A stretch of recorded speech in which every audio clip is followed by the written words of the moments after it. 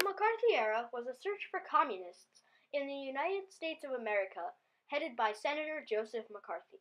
It was a period from 1950 to 1954 during the Cold War, where McCarthy used a mutual fear of communism to his advantage. Communism is a form of government that spreads wealth among everyone. It was the form of government used in the Soviet Union and China. He called in many people to awful hearings and put them in jail if they did not give him names or information. According to Daniel Cohen, McCarthy misused his power both as a senator and as chairman of the Government Committee on Operations of the Senate. This era occurred during and possibly because of the Cold War. The Cold War was after the Second World War, when the world knew that the U.S. had an atomic bomb. This effectively made the U.S. the most powerful country in the world. At this point, the Soviet Union, a confederacy of Eastern European nations, also made an atomic bomb, and this started the Cold War. In the U.S. and the Soviet Union, civilians were terrified of the possibility of nuclear war. One such citizen was Julia Herskowitz. She had an experience of this time like many other Americans. Herskowitz was 13 years old at the beginning and going into college when the era really ended. She had personal experiences with the awful hatred of the McCarthy era. Julia Herskowitz was born on May 28, 1937, to Isidore and Rose Herskowitz. She grew up as an only child in Upper West Side Manhattan, New York City.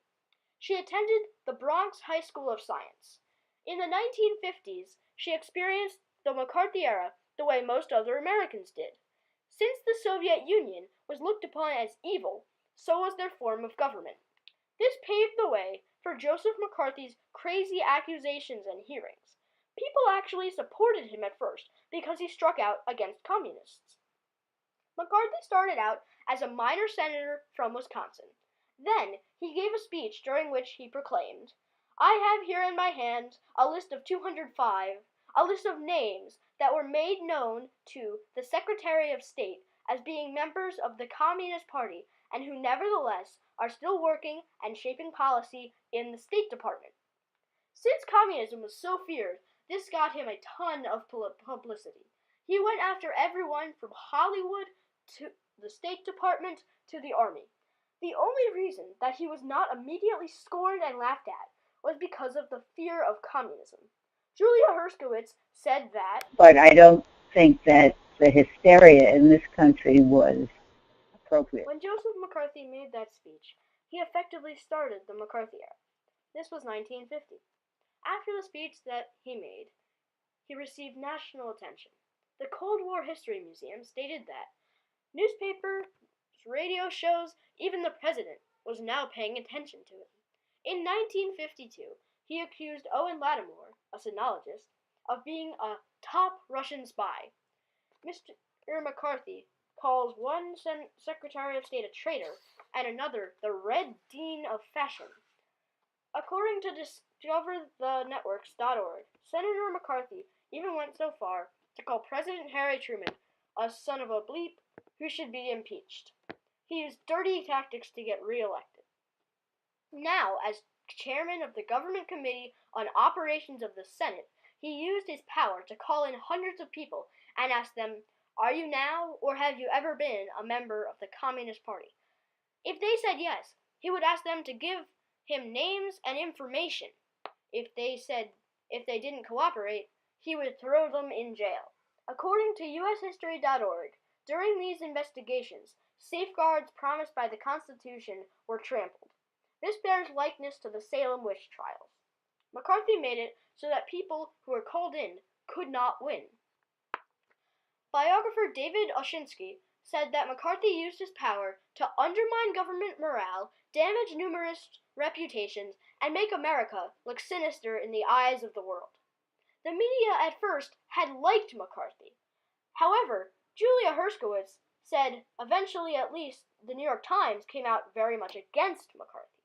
His actions eventually went too far, and after verbally attacking the army about the matter, his political standing and popularity plummeted.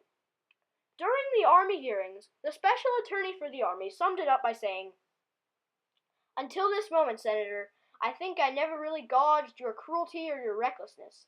Let us not assassinate this lad further, Senator. You have done enough. Have you no sense of decency, sir? At long last, have you no sense of decency?" There were lingering effects of the era even when he was no longer in a position of power. Many school teachers were fired because they were accused of being communists. Herskowitz had a personal experience with that. In the Bronx School of Science, there was a Czech teacher named Dr. Laverty who went on a radio show called Voice of America.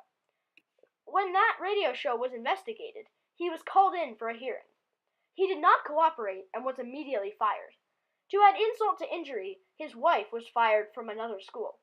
Herskowitz says, Teacher, he taught the calculus class to the advanced placement students, and everybody was looking forward to being in that class. Once the fear settled down, other teachers couldn't come back to their jobs.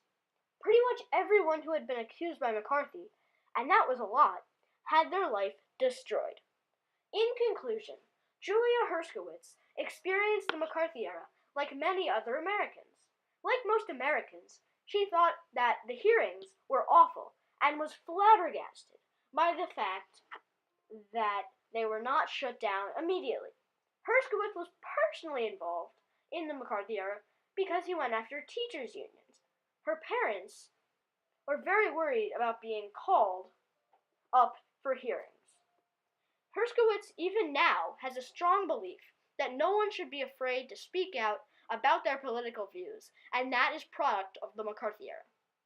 Julia Herskowitz had personal experiences with the McCarthy era, and she shares that with a lot of Americans during this period.